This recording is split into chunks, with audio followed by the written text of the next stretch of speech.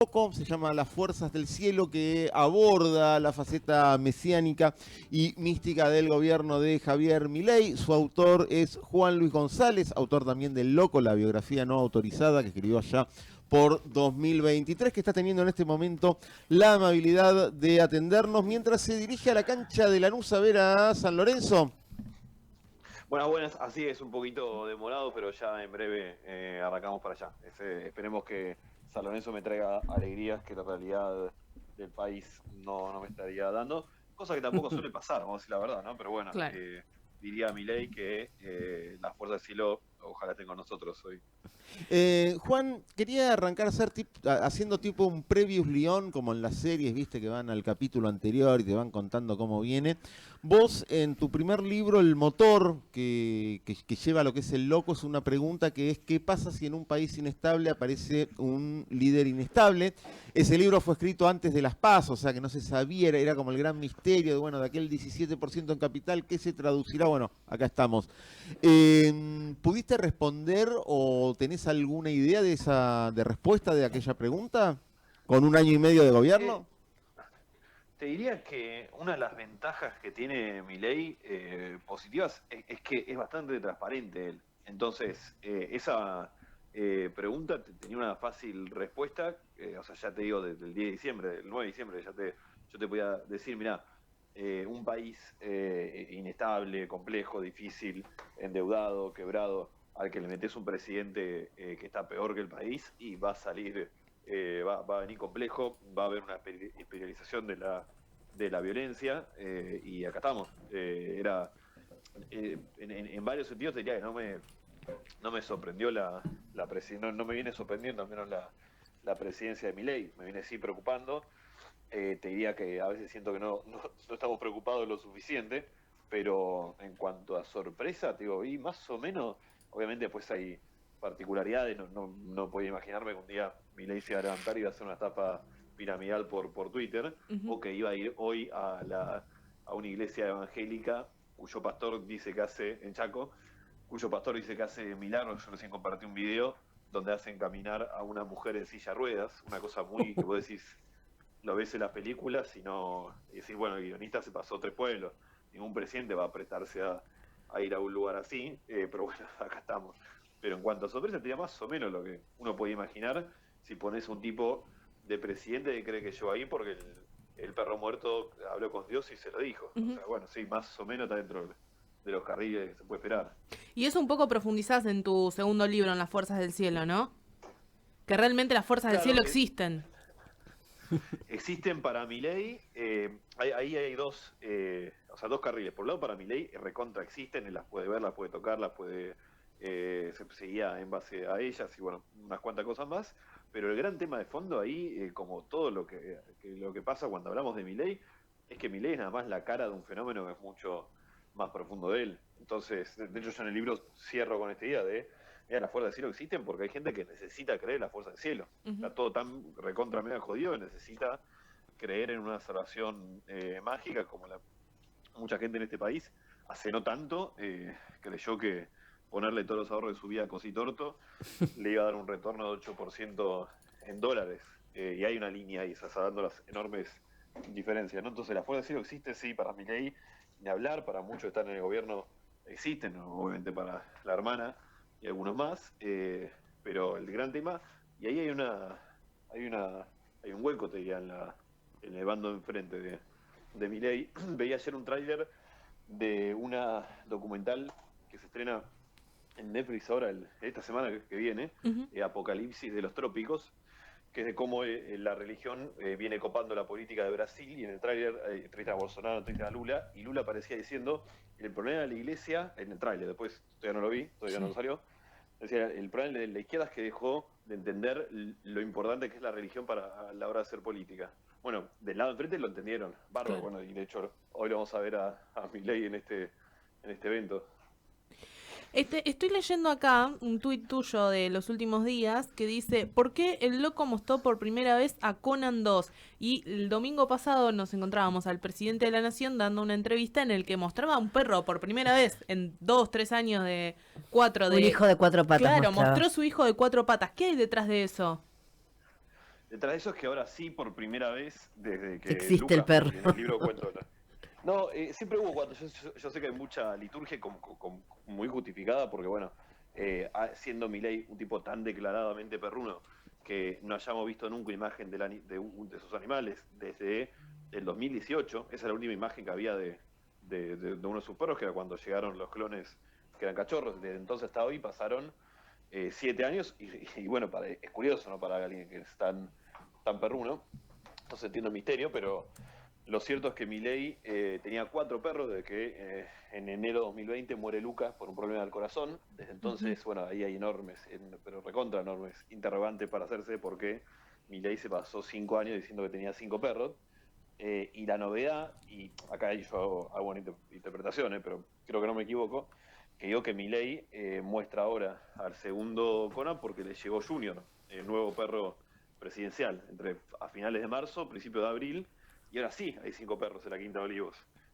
Cosa que de hecho él remarcó en la entrevista con Tronco, diciendo que le llevó al embajador de Francia a ver a los 5 perros. Entonces hay una cosa bueno, ahora cerré eso creo que piensa Milei, cerré el flanco, puedo salir a mostrar mis perros. Yo creo que es complejo, porque lo único que hace que llega, o sea, la aparición del 5.º perro, lo único que hace es confirmar que hace 5 años habla de 5 cuando eran 4. Hay un capítulo que dedicás puntualmente a su cuestión de la conversión al judaísmo. ¿Cuál es el rol? Porque ahora aparece con un evangélico, digo, un tipo como que va convirtiéndose a religiones, casi como uno supone que, no sé, puede haber a lo sumo una conversión en la vida, o un pasaje, o decir, bueno, yo no creía y ahora creo. Este tipo va como acomodándose, ahí como juega en algo tan determinante como es una religión, ¿no?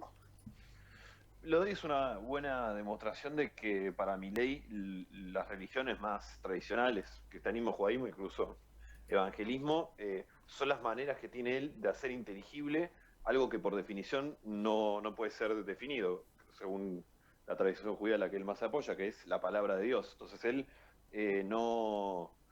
le costaría mucho explicar en palabras lo que pasa cuando literalmente baja un rayo de luz del cielo y le habla. Él aprovecha las religiones, por eso a veces se ancla en el cristianismo, a veces en el judaísmo, veremos qué dice hoy, en el evangelismo, para explicar acontecimientos de su propia vida, de su propia presidencia, de su gobierno, pero para él, todas estas religiones, incluso las cosas más paganas, si quiere, como Parravicini, bueno, mismo la comunicación con Conan, las vidas pasadas, los registros akáshicos, bueno, esto es una gran mezcla mágica en el que él habita como y en todas las religiones es lo mismo, él habita como el elegido de Dios.